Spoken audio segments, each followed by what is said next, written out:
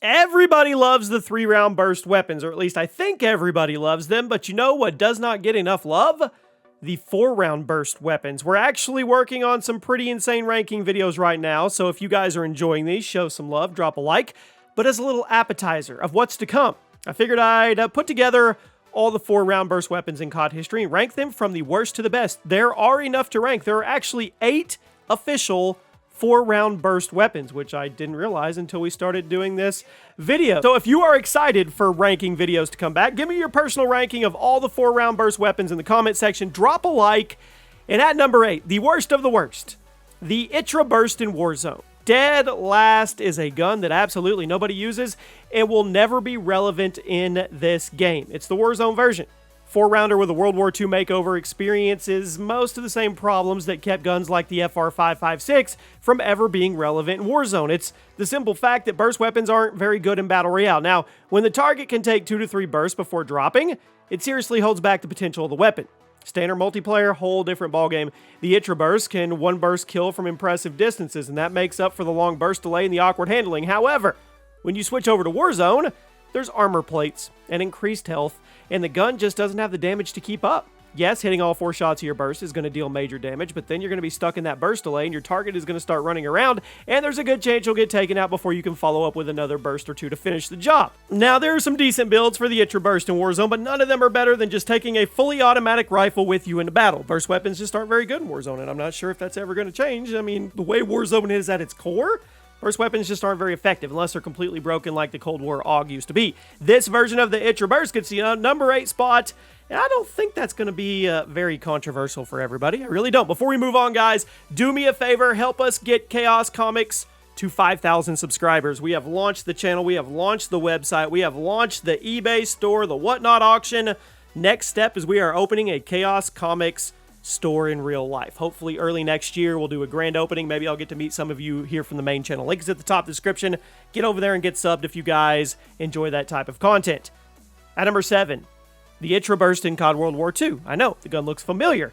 Now, this was the first time we ever got to try the burst in a Call of Duty game. It was added as part of the Blitzkrieg community event in 2018. It was pretty cool to finally have a burst rifle in the game, but most people didn't use it.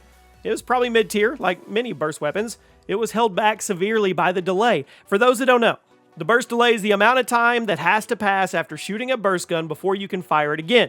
A basic rule of thumb is the longer the burst delay, the worse the weapon actually is because of that brutal downtime between shots. Now, if you manage to kill your target with a single burst, it doesn't matter, right? But if you hit them a couple times and the burst delay gives them time to react and escape, you're in trouble. I say all that because of COD World War II, Itra, it was murdered by its burst delay. It's one of the worst I've ever seen. Now, the damage was generous and the fire rate on it was good, but the burst delay dropped the overall fire rate by almost 400 RPM. Now, in a game like COD World War II, where the most popular weapons were full auto laser beams, it couldn't hang. I mean, it was probably mid-tier, but yeah. At number 6, don't hate me, the Itra Burst in Vanguard. I swear this is the last version we're going to talk about. I do. Now, this version was basically the COD World War II version, but with a whole bunch of attachments and a ton of ways to fix its big brother's flaws. Had a 20-round mag by default, but it had amazing attachments that could speed up the fire rate, increase the range, bump up the mobility, and a lot more. It was always going to be a struggle in group fights. The time to kill on the gun was pretty good, though, from a distance, too. If you were able to get really good with your aim, it was nearly unstoppable in 1v1. Unfortunately, it's still only going to get the number 6 spot, because like the COD World War II version, it was going up against some insanely powerful full autos that just could not keep up. I mean, it may have been awesome, but it wasn't nearly as good as the STG or the BAR, so it went largely unused by a large chunk of the community. Now, we're going to start turning the curve towards good. At number 5, the IMR and AW. I have a habit of saying this gun is underrated, because it is. Largely overshadowed by weapons like the BAL, but then again, so was everything in the game. It was a 4-round burst, and while I admit it was hard to use due to the bunny-hopping nature of AW, the DPS was really good on this gun.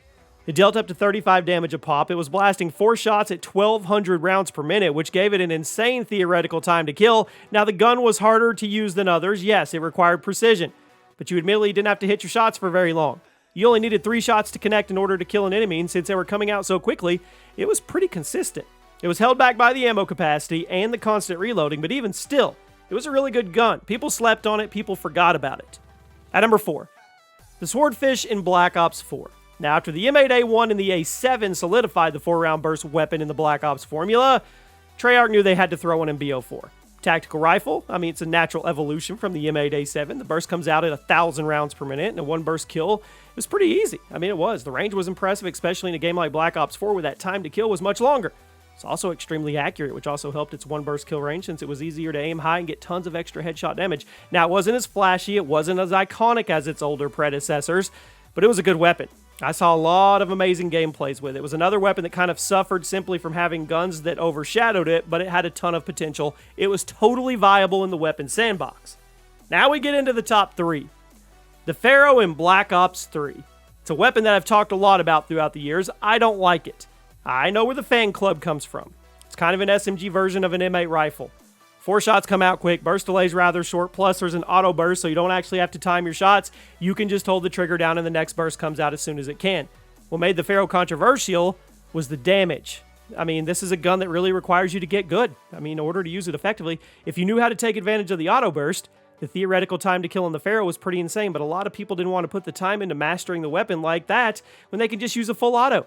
So on one hand, it wasn't very easy to use. On the other hand, it had some insane potential. I think it's enough to get it to the number 3 spot. I know I'm going to get spicy comments, but let's move on. At number 2, the M8A7 and BO3. It is rare for a classic gun remake to live up to the original, but the M8A7 came really, really close.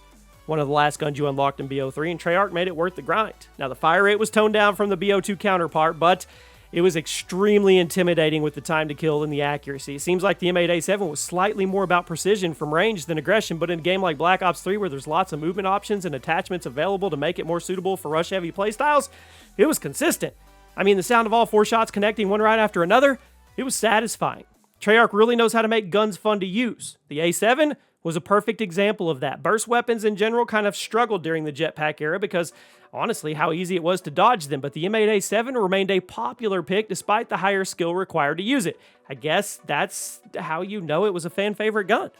And at number 1 today, there was no doubt. The M8A1 in Black Ops 2. No shocker, it was a boss of a weapon. It's a single-handedly made 4-round burst weapons cool.